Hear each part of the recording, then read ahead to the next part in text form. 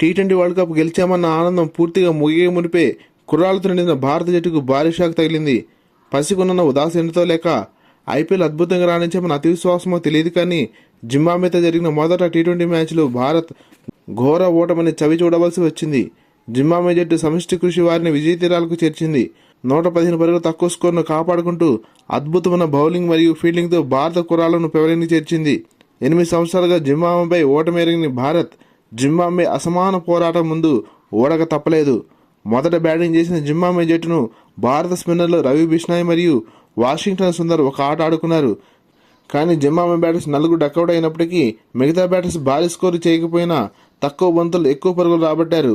ఒక దశలో 15.3 ఓవర్లలో 90 పరుగులకు 9 వికెట్లు కోల్పోయి 100 లోపు ఆల్అౌట్ అవుతుందని అందరూ భావించారు. కానీ జింబాబ్వే పోరాడింది. జింబాబ్వే కీపర్ క్లైవ్ మదాండే 29 పరుగుల అజేయ బ్యాటింగ్తో బౌలర్ చటారాతో కలిసి చివరి వికెట్ కోల్పోకుండా ఆడారు. వీరిద్దరి జోడి చివరి 27 బంతులు జాగ్రత్తగా ఆడి రాబట్టిన 25 పరుగులే వారి విజయానికి కీలకమయ్యాయి. భారత బౌలర్స్లో రవి బిష్నాయ్ 13 పరుగులకి 4 వికెట్లు తీసి కెరీర్ ఉత్తమ గణాంకాలు నమోదు చేశాడు.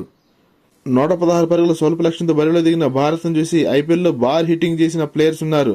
అందులో తక్కువ స్కోరు ఈజీగా ఇండియా గెలిచేస్తుంది అనుకున్న వారందరికీ భారీ షాక్ తగిలింది. ఈ మ్యాచ్తో అభిషేక్ శర్మ, రియాన్ పరాగ్ మరియు ధ్రువ్ జురెల్ టీ20 ఆరంగేట్రం చేశారు.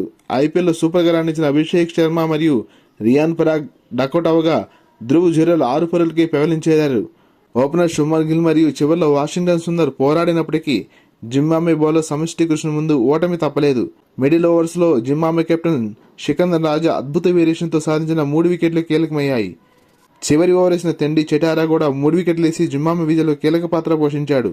జింబాబ్వే ఫీల్డింగ్ ప్రమాణాలు కూడా ఉన్నతంగా ఉండటం, బౌలింగ్ చేసిన బౌలర్స్ అందరూ వికెట్లు పడగొట్టడం టీ20 ఛాంపియన్ టీమిండియాపై చరిత్రలో నిలిచిపోయే విజయం జింబాబ్వే సొంతమైంది.